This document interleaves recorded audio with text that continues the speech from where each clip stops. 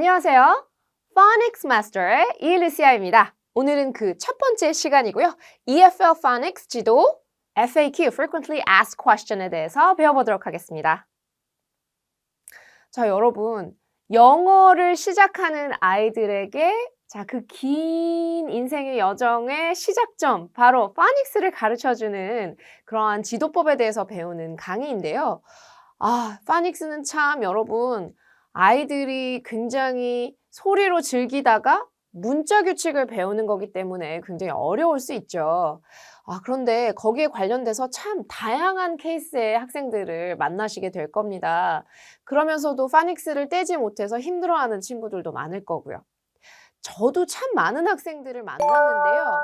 어떤 친구들은 원어민 선생님한테서 Phonic스를 배웠는데 그 규칙을 제대로 확실하게 마스터하지 못한 친구들도 있어서 괴로워한 친구들도 봤고요. 또 Phonic스 학습서를 선생님이 열심히 신나게 재밌게 막 대답 물어보면은 다 맞추고 했는데 영어 문제 그럼 Phonic스 다 뗐구나 하면서 영어 원서를 들이밀었더니 못 읽는 친구들도 많이 봤고요. 또 엄마표 영어라는 것이 유행을 하면서 이제 비전문가이시다 보니까 이게 좋더라 저게 좋더라 라는 말만 듣고 이제 교육을 하시다 보니까 Phonic스 규칙에 대해서 전혀 강의하거나 지도하지 않은 채로 Sight Word Readers라고 있습니다. 영어 원어민들이 영어 문장을 구사할 때 무조건 써야 하는 단어들이 있어요. 고빈도 단어라고 해서 그런 단어 위주로 되어 있는 리더스를 바로 Phonic스 규칙을 연습하지 않고 바로 학생에게 또는 자녀에게 읽어보라고 하다 보니 아이가 그냥 소리를 들으면서 그 오디오 파일을 들으면서 소리로 글자를 매칭하면서 자연스럽게 자기가 익히긴 했는데 또 정확하지 않아서 어떤 거는 바로 읽는데 Phonic스 규칙을 만났을 때 그 Phonic스 규칙이 들어있는 단어를 읽지 못하거나 이런 케이스들을 굉장히 많이 봤어요. 자, 오늘은 이렇게 Phonic스만큼은 영어에 대한 소리, 그것을 문자로 옮기는 이런 규칙들을 지도하는 것이 Phonic스인데 우리가 유의사항 같은 것들을 제대로 알지 못해서 아이들을 더 혼란스럽게 하지 않도록 우리 Phonic스 지도시 유의사항에 대해서 알아보고요. 그리고 Phonic스를 지도할 때 어떠한 코र्스가 있는지에 대해서 전반적으로 살펴보는 시간을 갖겠습니다. 그리고 선생님 Phonic스가 정말 우리 아이들이 기나긴 영어 학습을 이제 평생을 할 건데 그때 정말 효과적으로 마스터해야 되잖아요. 그때 정말 효과적인 교재 교구 좀 소개해 주세요 라는 그런 물음이 가장 많았던 것 같아요. 또 가장 효과적으로 마스터할 수 있는 지도 팁을 좀 알려주세요. 네, 그래서 오늘은 이러한 내용으로 강의가 진행되도록 하겠습니다. 자, 그렇다면 여러분, Phonic스는 정말 우리 아이들이 평생 영어 공부를 하는데 가장 처음 만나는 그런 과목이잖아요. 그렇다면 또한 Phonic스라고 하는 이 용어는 우리가 영어 교육 용어 중에서 일반인들도 굉장히 많이 아는 단어입니다. 그렇다면 Phonic스를 뭐라고 설명할 수 있을까요? Phonic스는 a method of teaching people to read based on learning the sounds the letters represent입니다. 바로 Phonic스는 학생들, 사람들이 읽는 법을 지도하는 그런 방법이죠. 지도론이죠. 어떤 거를 베이스로 해서요? 이 based on learning the sounds that letters represents. 각 글자들은 소리, 사운드, 그 소리를 가지고 있죠. 그걸 기반으로 해서 읽는 법을 배우는 것이 바로 Phonic스입니다. 한마디로 말해서 소리 규칙, 문자로 옮겨진 소리 규칙, 문자 규칙을 배우는 거고요. Phonic스를 크게 나눈다면 두 가지를 꼭 학생들이 해낼 수 있어야지 이 단어들을 읽어낼 수 있겠죠. 바로 Alphabetic Principle과 Phonemic Awareness입니다. Alphabetic Principle은 뭐냐? Words are made of letters. These letters represent sounds. 모든 우리 단어들은 글자로 이루어져 있죠. 글자로 이루어져 있고 각 글자들은 소리를 담고 있습니다. 그래서 이 글자 하나하나의 소리를 일단 그 규칙을 알고 있어야 되겠죠, 학생들이. 그리고 Phonemic Awareness 뭐냐? the ability to hear and manipulate the different sounds and words. 어떤 단어의 소리를 듣고 이거를 끊어서 어떻게 이어졌는지도 알고 이런 식으로 음소에 대해서 인지하고 있는 것. 이 바로 이 두 가지를 해낼 수 있어야 아이들이 단어를 읽어낼 수 있겠죠? 그래서 우리 파닉스는 아이들이 이걸 해낼 수 있게 도와주는 거다라고 생각하시면 좋겠습니다. 자, 그런데 우리가 파닉스 지도시에 유의사항이 있습니다. 우리는 또 영어 선생님이니까 이 강의를 듣고 계신 분들은 영어 선생님이니까 당연히 영어를 잘하겠죠. 그러나 학생들에게 파닉스는 참 어렵습니다. 여러 가지 이유로 어려운데요. 특히나 우리 학생들은 EFL 환경에 놓여 있죠. EFL은 English as a Foreign Language입니다. ESL도 아니에요, 사실상. 아이들마다 물론 다르겠지만 한국에 있는 거의 대부분의 학생들은 EFL 환경에서 놓여 있다고 해도 과언이 아니죠. 왜냐하면 우리 생활 속에서 영어를 전혀 사용하지 않고 있지요. 그리고 영어를 외국어로서 학원이나 학교에서만 뭐 하루에 한두 시간 정도 그렇게만 만나는 언어이기 때문에 아이들은 익숙하지 않고 소리에도 익숙하지 않고 문자에도 사실상 익숙하지가 않죠. 그리고 EFL 아이들의 입장에서 영어 읽기 어려움은 이것뿐만은 아닙니다. 특히 자 선생님이 어른들은 이걸 왜 모르지? 이거 water잖아. 이걸 왜 못 읽어? 라고 생각할 수 있어요.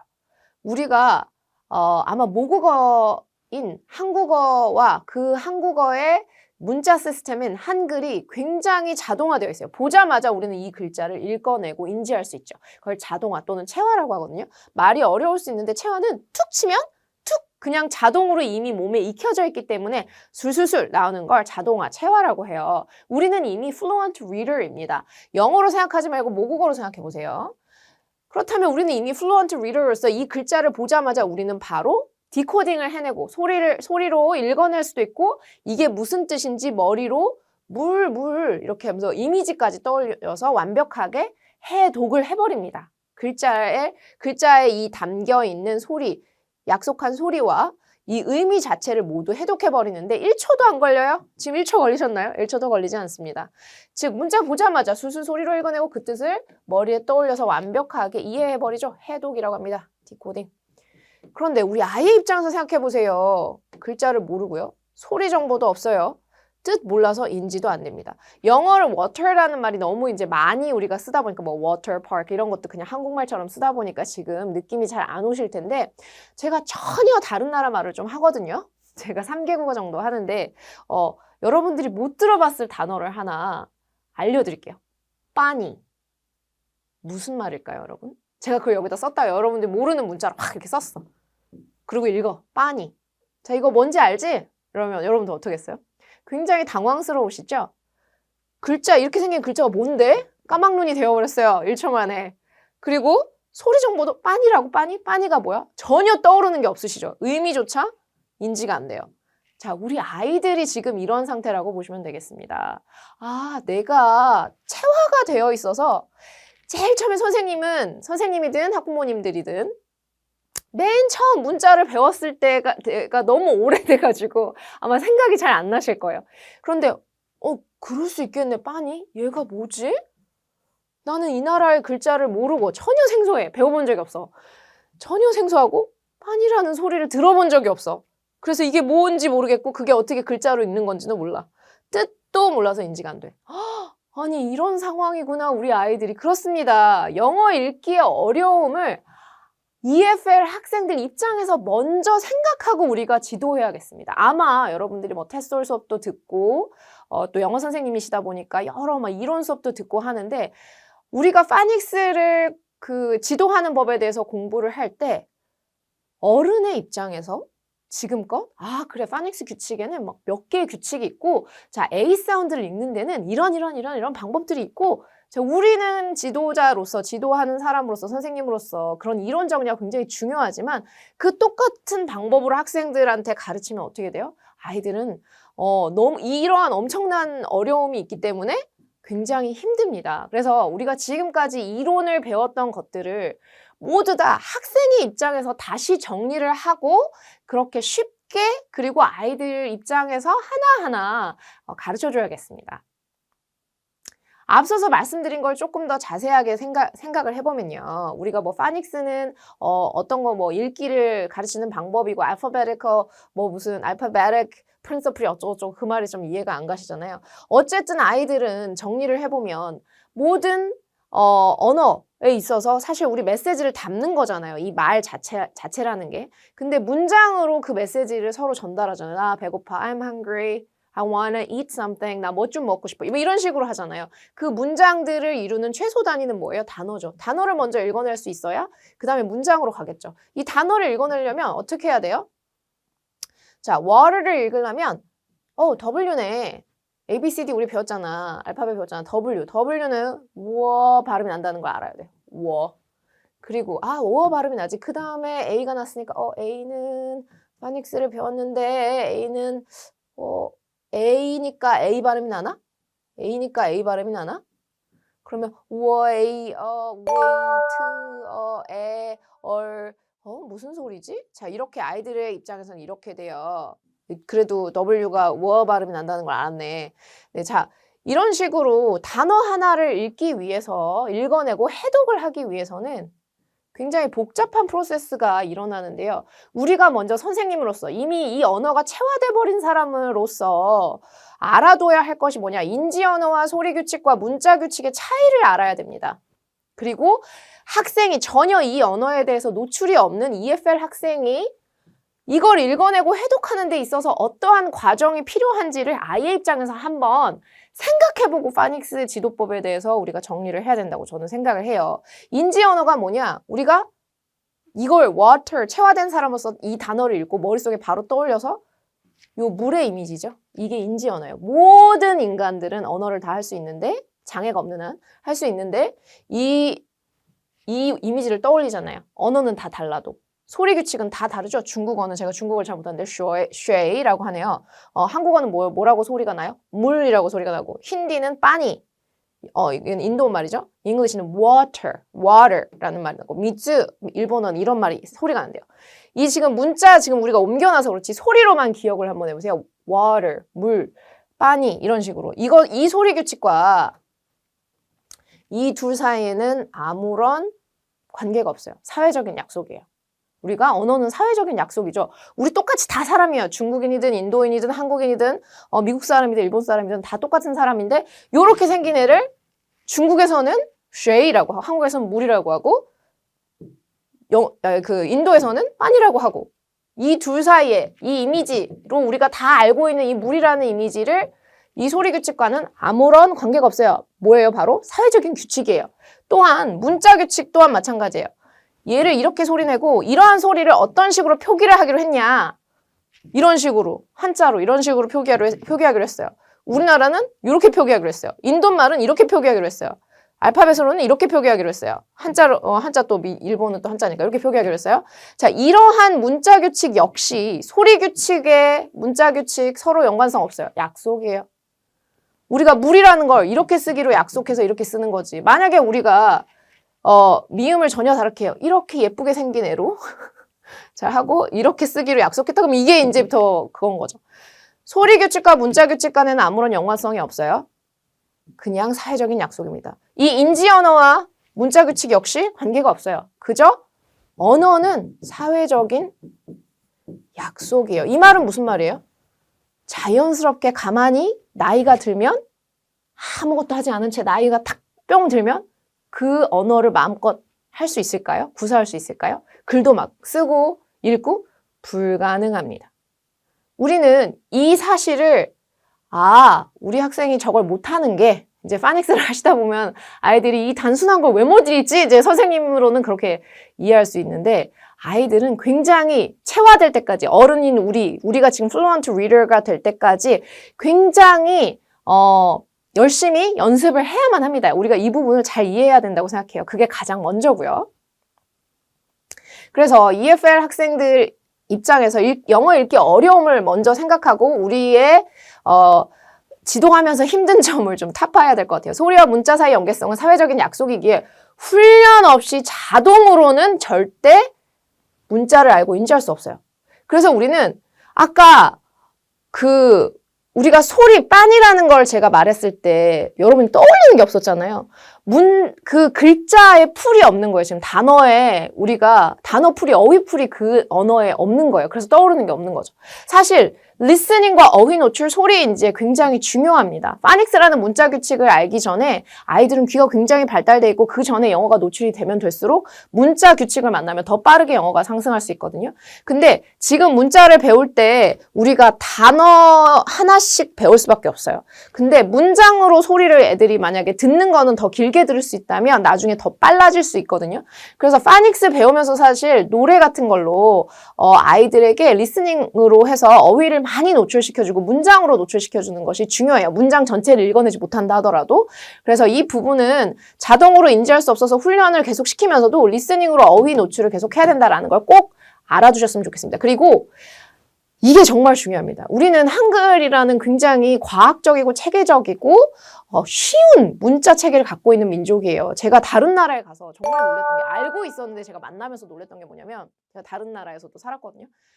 문자가 없는 나라들이 있어서 영어를 차용해서 쓰는, 알파벳을 차용해서 쓰는 나라도 있고, 그리고 영어 같은, 우리나라 같은 경우는 한글은 뭐예요? 한 문자가 한 소리밖에 없잖아요. 이거는 무조건 우리가 뭘 해도 이거는 아 소리밖에 안 나요. 그쵸? 근데 영어는 반면 어때요? 알파벳은 얘는 아 소리가 날 수도 있고 에 소리가 날 수도 있고 에이 소리가 날 수도 있고, 얘만 발음하는 규칙이 9개 정도 되는데 이게 얼마나 아이들한테 복잡합니까? 9개 중에 하나 골라서 소리를 내야 되니까. 사실 이 부분, 한글과 달리 한 문자가 한 소리 규칙만 갖고 오지 않다는 것이 아이들에게 영어 읽기에 굉장한 어려움이고요. 아마 그런 경험 있는 학부모님들을 많이 만나시게 될 거예요. 우리 아이 영어학원에 보내서 파닉스 과정을 1년 동안 뗐다. 그런데 다른 학원으로 가서 레벨 테스트를 봤는데 파닉스부터 또다시 하라고 한다. 학원 옮길 때마다 파닉스를 해야 되냐. 이런 분들이 꽤나 됩니다. 굉장히 저도 많이 만났어요. 교육 쪽에서 있으면서. 그래서 여러분, 이것 때문에 그래요. 아이들이 정리가 안 되는 거죠. 총 46개의 소리 규칙이 있는데 예외가, 그러니까 파닉스 규칙만으로 그것만 떼면, 46개만 떼면 다 읽을 수 있나요? 아니죠. 예외도 엄청 많습니다. 그렇기 때문에 이런 것이 굉장히 어려울 수 있죠. 한국에는 없는 소리들이 또 있죠. 소리 내는 법 자체가 달라요. 입 모양, 혀 모양, 진동, 장단, 강세, 이런 것들 자체가 다릅니다. 그래서 이런 부분들을 가르쳐주지 않으면 아이들이 자동으로, 가르쳐주지 않았는데 자동으로 할 수 있을까요? 아니요, 그렇지 않습니다. 또 우리가 가장 실수하는 것 중에 하나가, 또 체화된 어른으로서, 이 언어가 체화돼 버려서 술술술 항상 읽어버리고 이해하는 어른으로서 실수하는 거가 이겁니다. 한 번 배웠다고 바로 자동화되지가 않습니다. 연습이 엄청 필요합니다. 훈련이 엄청나게 필요합니다. 그런데 우리는 진도 빼기에 연연이 없어서 우리 빨리 이 규칙을 빨리 다 외우고 빨리 해야 돼. 그래서 진도에 연연한 나머지 학생들이 완벽하게 체화됨을 목표하지 않는 파닉스 수업을 제가 굉장히 많이 목격했어요. 그렇기 때문에 아이가 1년이라는 세월 동안 파닉스를 했는데, 보통 6개월, 1년, 어떻게 빠르게 인텐시브로 하는 친구들은 3개월 만에 마스터하기도 하지만, 근데 배우긴 배웠어. 진도 다 뺐어? 근데 본인이 체화가 안 돼서 다시 파닉스를 또 배우려고 레벨 테스트에 나왔다. 이런 케이스가 굉장히 많습니다. 우리가 지도할 때 이 부분들을 굉장히 유의하고 시도해야 되겠습니다. 우리가 계속 이것을 깨기 위해서 굉장히 제가 많은 오랜 시간을 지금 얘기를 하고 있는데요. 그렇다면 효과적인 파닉스 지도 코र्스에 대해서 우리가 지금 파닉스는 문자 규칙 하나만 배우는 거야, 요것만 알고 우리가 지도해서는 또한 안 되겠습니다. 앞뒤로 얘가 앞으로, 이 학생이 앞으로 나아가야 해서 뭐가 필요한데 그것에 대한 시작점이라는 거를 우리가 알고 지도하는 것이 가장 효과적이거든요. 파닉스는 an instructional method that involves matching letters to their sounds to decode words라고 파닉스에 대한 아까 정의가 조금 다르게 적혀 있는 걸 가지고 왔습니다. 자, 디코딩이라는 말을 우리나라 말로 바꾸면 해독이에요. 근데 그 해독이라는 프로세스가 어떤 것까지 필요하냐, 이 앞서서 제가 설명한 거가 다시 한번 나오는데, 디코딩이라는 말을 이제 앞으로 파닉스에서 많이 들으실 거예요. 문자를 소리내서 의미까지 이해하는 일련의 읽고 해독하는 과정을 디코딩이라고 하는데, 어떤 학생들의 입장에서 어떤 게 체화되어야 하냐라는 질문에 이 프로세스를 한번 한 단계 우리가 따라가 볼 필요가 있다고 저는 생각해요. 우리가 이미 체화돼서 내가 그때 이렇게 어떻게 읽어냈지? 라고 깜짝 놀랄 수 있는데 학생들 입장에서는 이 과정이 드는구나 라고 우리가 깨달아야 된다고 생각하거든요. 먼저 letter를 인지할 수 있어야 돼요. fish라는 이걸 읽어내기 위해서 이 F를 보면서 요게 F라는 글자구나 라고 인지해야 돼요. 하나씩 인지할 수 있어야 되고요. 여기에 있는 소리 규칙을 연결할 줄 알아야 돼요. 제가 저번에도 말씀드렸지만 요 앞에도 말씀드렸지만 소리 규칙과 연계성 없는데 100% 사회적인 약속이기 때문에 자동으로 생성이 안 돼요. 우리가 요거를 이제 가르쳐 줘야겠죠. F를 발견했을 때 F라고 입모양을 만들고 소리를 낸다. 이 부분 알려줘야 되겠죠. 그래서 요거를 하나씩만 소리낼 수 있으면 되나요? 아니요. 전체 소리낼 수 있어야 되겠죠. 그래서 pronunciation이 이 fish 해서 뭐가 떠올라야 돼요? 그 의미인 fish 이게 나오면서 머릿속에 그려져야 됩니다. 물고기 모양이. 그쵸? 그리고 이거보다 파닉스는 여기까지 가르친다고 보시면 되는데 그 다음에 뭘로 가요? 사실 word recognition까지가 파닉스이죠. 단어를 읽어낼 수 있어야 돼. This is a fish를 읽어내고 그 다음에 애들 뭘 배워? syntax를 배우죠. grammar라고 할 수 있죠. 주어, 동사, 명사구를 해서 이것은 이다 하나의 물고기라는 이 comprehension까지 가는 것이 앞으로의 목표고 우리는 이것들을 체화하게끔 만들어줘야 되죠. 그래서 우리가 파닉스를 가르친다고 하는 것은 여기까지가 되겠습니다. 여기까지. 그래서 파닉스 지도 코스는 거의 6개월에서 1년 정도를 거의 커리큘럼을 운영하시는 곳이 굉장히 많죠. 거의 대부분 먼저 alphabetic principle 배워요.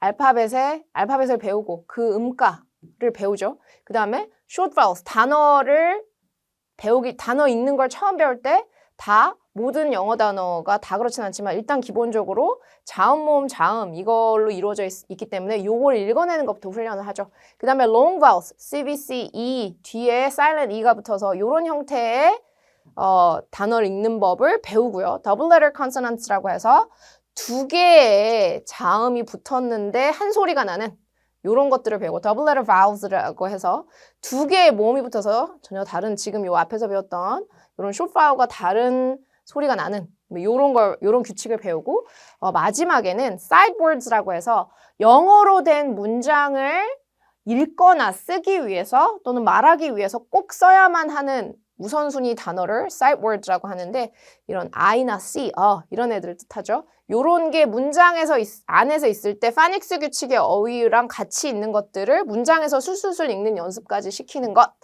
소리 규칙을 배우고 그 소리 규칙이 들어가는 대표 단어를 학습하고 그래서 그거를 빠르게 보자마자 우리 어른 지금 된 것처럼 빠르게 디코딩 하는 거 일단 눈에 보자마자 이제 소리내서 읽고 이해하고 이미지 떠올리고 거기까지 디코딩 연습하고 문장 속에서 그것까지 연습하는 거를 6개월에서 1년 동안 이렇게 코र्스로 진행한다 보시면 되겠습니다.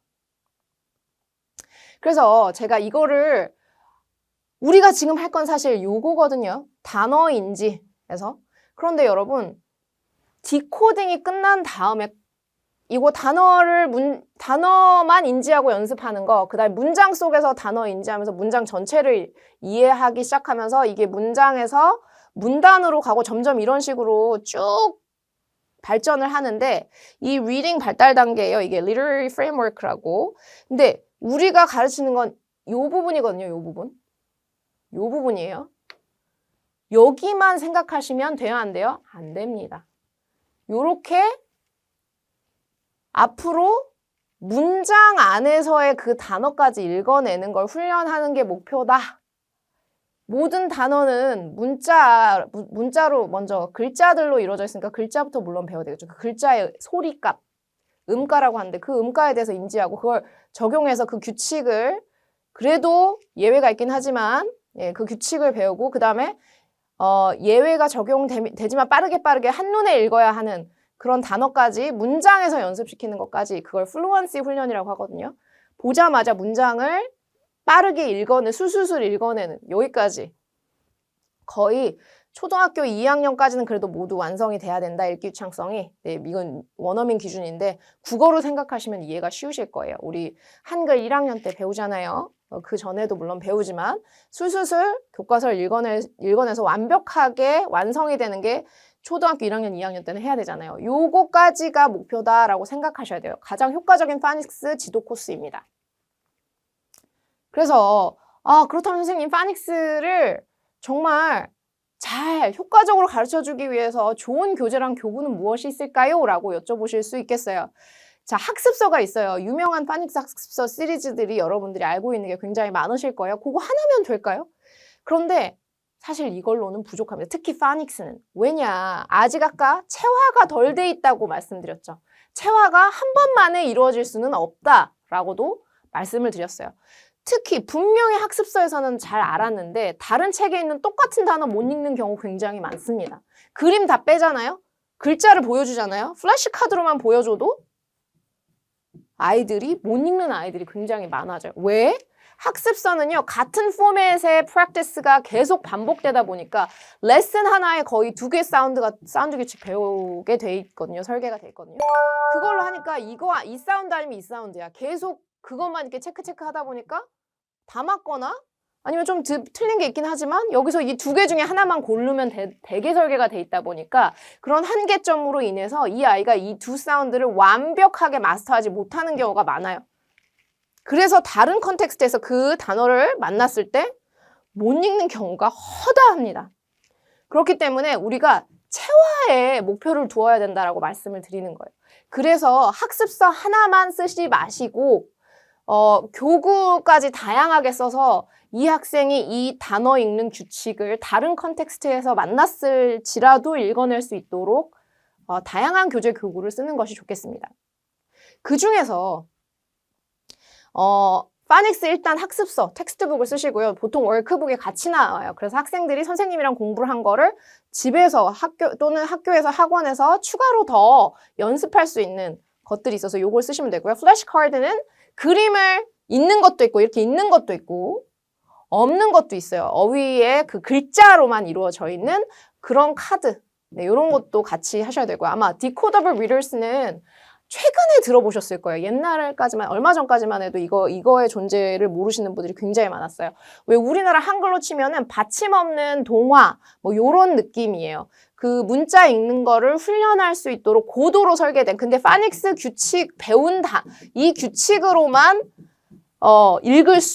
많이 거의 대부분 90% 이상을 읽을 수 있도록 고도로 설계되어 있는 그런 리더스라고 보시면 돼요. 디코더블 리더스는. 그래서 학습서에서 공부를 했던 그 규칙을 전혀 다른 컨텍스트에서 만날 수 있는 교재인 거죠.